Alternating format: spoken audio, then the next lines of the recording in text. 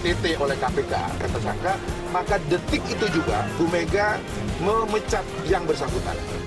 Tentunya kita menghormati proses hukum yang tengah berjalan di KPK. Saya sudah ingatkan sejak awal kepada para menteri Kabinet Indonesia Maju, jangan korupsi. Pasca penangkapan salah seorang anggota fraksi PDI Perjuangan oleh KPK, Ketua Umum Megawati. DPR menyatakan belum menerima usulan pergantian antar waktu atas nama Harun Masiku yang Partai Demokrasi Indonesia Perjuangan atau PDIP memecat langsung kader partai yang terkena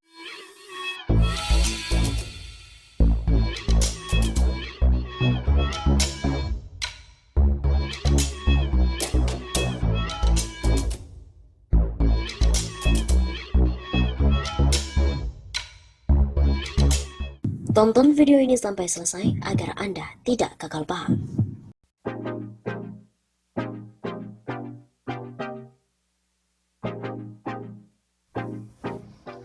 Era Jokowi jadi ajang kekuasaan para koruptor.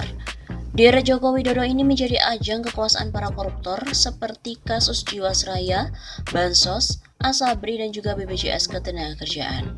Demikianlah yang dikatakan oleh pengamat politik Nazar El Mahfouzi dalam pernyataan kepada Suara Nasional pada hari Jumat 29 Januari. Kasus Jiwasraya ada orang istana yang terlibat. Kata Nazar, para koruptor sangat senang dengan apanya yang ada di Undang-Undang KPK, hasil revisi sehingga bisa mencari celah hukum. Walaupun sudah ada penangkapan terhadap para elit yang terlibat korupsi, namun koruptor lainnya belum juga ditangkap, seperti Harun Masiku, Syamsul Nur Salim, dan lain-lain. Menurut Nazar, KPK harus melakukan pemanggilan terhadap nama-nama yang disebut dalam majalah Tempo dalam kasus korupsi Bansos. Ada nama Madam, Puan Maharani maupun elit PDIP lainnya yang disebut oleh majalah Tempo.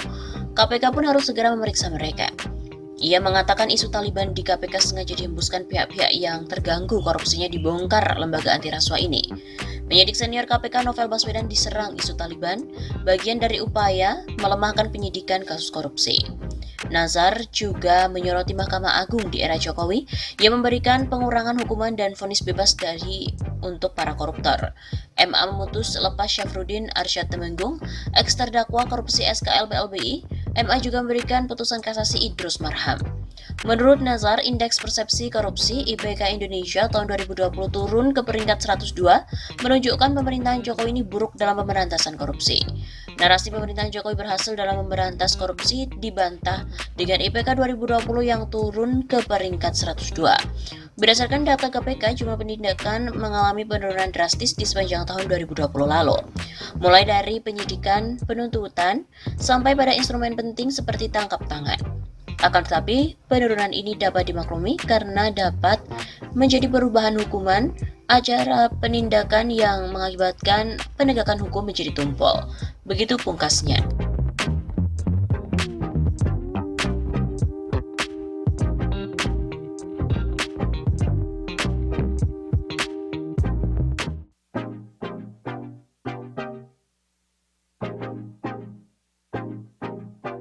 Korupsi dana bansos. Setelah anak Pak Lurah, kini pun muncul istilah Madam yang diduga merupakan petinggi PDIP. Jatah Madam bebas potongan. Dari 1,9 juta paket bansos, ex-Menteri Sosial Juliari Batubara hanya mengutip fee yang 600.000 paket. Kutipan 1,3 juta paket disebut merupakan jatah seorang petinggi elit PDIP. KPK pun menggeledah 5 perusahaan penyedia bansos penanganan COVID-19 di Kementerian Sosial pada pekan lalu. Kelimanya adalah PT Anomali Lumbung Arta, PT Famindo Meta Komunika, PT Misail Cahaya Berkat, PT Junatama Fudia Kreasindo, dan PT Dwi Mukti Graha Elektrindo. KPK mendapati bahwa Juliari menerima suap sebesar 17 miliar rupiah dari para pengusaha penyedia bansos. Uang disinyalir berasal dari potongan Rp10.000 per paketnya. Dari hasil penelusuran redaksi Tempo dari beberapa pengusaha dan sumber yang mengetahui kasus itu, tidak semua penyedia bansos dikutip fee oleh Juliari.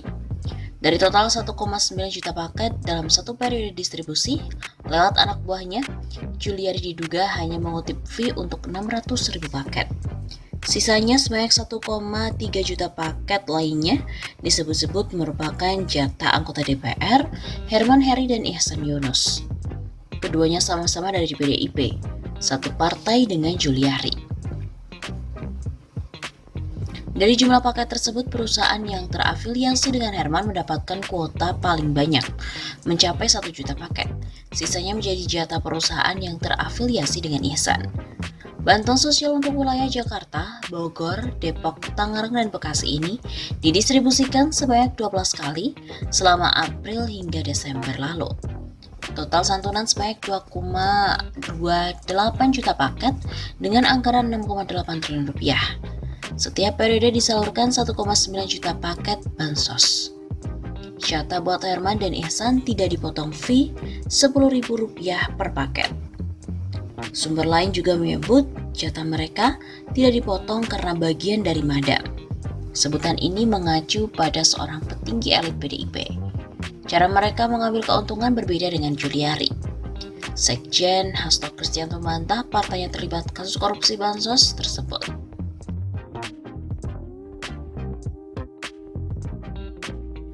Ulah netizen ada-ada aja.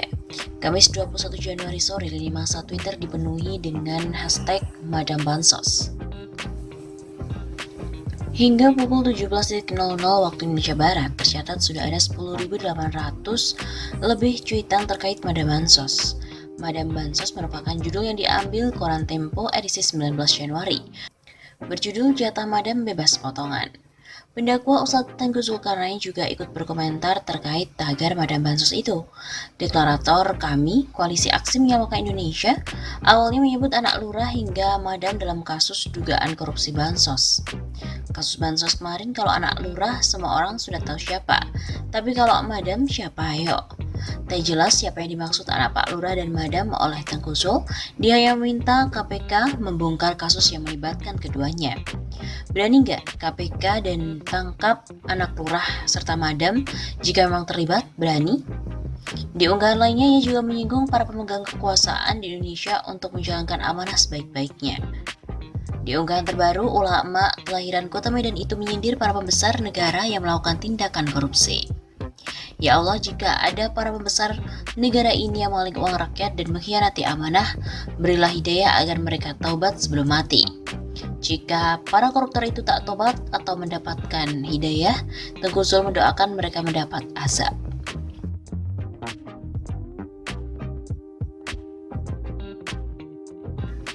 Pengamat politik Roky Gerung juga menanggapi julukan Madam Bansos yang tengah diperbincangkan publik di Twitter. Julukan Madam Bansos itu rupanya berkaitan dengan kasus bansos COVID-19 yang menyeret ex-Mensos Juliari. Roky Gerung kemudian membahas soal sosok Madam Bansos yang dimaksud melalui video di kanal YouTube pribadinya. Tanya itu, Roky menyebut ciri-ciri sosok Madam Bansos itu. Menurutnya, sosok Madam Bansos adalah perempuan, dewasa, dan termasuk dalam kelompok elit. Madam itu sinyal kekuasaan. Madam itu seorang perempuan, dewasa, dan berada di kelompok elit, ujar Roky Gerung. Meski telah menyebutkan ciri-ciri Madam Bansos, Roky enggan membocorkan siapa sosok sesungguhnya. Selain itu, Roky meminta agar sosok Madam Bansos itu tak diungkap lebih dulu. Saya ingin KPK, Tempo jangan buka dulu. Kita butuh hiburan, biar 2-3 bulan kita nikmati sambil memperhatikan apa reaksi istana soal yang betul-betul fundamental dan kasus yang melibatkan salap kritis berstatus Madam. Di samping itu, Roky paham apabila publik penasaran dengan sosok Madam Bansos. Namun menurutnya hal ini tidak perlu diproses secara terburu-buru, lantaran ada sejumlah proses yang harus dijalani.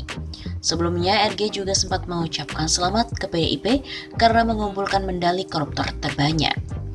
Di awal videonya, kolumnis Hersubino Arif menjelaskan 3 penghargaan muri yang didapat PDIP, yakni prosesi HUT ke-48 tahun dengan peserta daring terbanyak, penanaman pohon terbanyak oleh anggota parpol, dan tumpang terbanyak.